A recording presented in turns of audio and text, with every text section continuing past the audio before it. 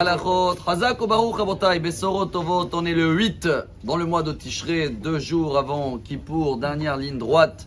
Et je pense que chacun de nous connaît les devoirs, connaît les efforts, connaît même les ségoulot, tout ce qu'il faut faire. Mais on va se concentrer à une mission importante aujourd'hui parce que demain, on n'a pas tellement le temps pour la faire.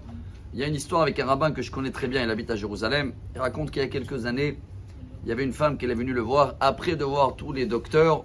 Et malheureusement, le cœur à elle fonctionnait à peu près à 25%. Et ils ont tout essayé. Il n'y avait rien à faire. Il restait quelques mois. Alors le rabbin, il a dit, moi je ne suis pas un docteur, mais je sais que le prophète Ishaïa, je ne sais pas comment on dit en français, ce n'est pas aujourd'hui que je vais apprendre, dans le chapitre 57, il dit, Shalom, shalom, la rachok velakarov, amar Adonai urfaativ.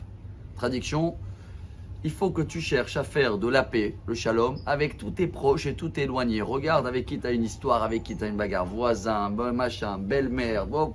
Tu cherches le shalom par force. Et le prophète, il dit, Urfaativ, Dieu il va guérir. Et un an après, il a été invité à faire un cours. Et justement, cette femme-là, c'est elle qui l'a invité. Et son cœur, il est retourné à 75%. Donc, la meilleure ségoula pour la santé et le meilleur ustensile qu'on peut arriver demain avec Kippour, c'est aujourd'hui. Faire le shalom, vous allez me dire, bon, je vais chercher avec qui je suis bagarré dans l'année. D'abord, n'oublie pas, obligé, demander pardon entre le mari, la femme et le mari. Mais un vrai pardon, pas une minute avant d'arriver à la synagogue demain. Tu me pardonnes, je te pardonne. S'asseoir, régler les petites différences. Les pardons des parents, une halakha dans le Shulchan Aruch.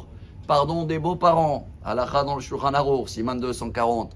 Chaque détail comme ça autour, il faut qu'on voit aujourd'hui chercher le shalom. Demain, si tu veux, on va partager. Je continue avec le prophète Ishaïa, le même est dans le chapitre 58. Vous le connaissez, c'est le kiddush de tous les samedis matins. Likdosh Hashem mechubad, vechibbato me'asot derachecha. C'est quoi le kadosh Hashem mechubad? Il y a une seule fois dans l'année, on ne peut pas faire kiddush. Alors on va honorer Dieu d'une autre manière. Et la Gemara dit, c'est Kippour. C'est pour ça qu'on s'habille classe.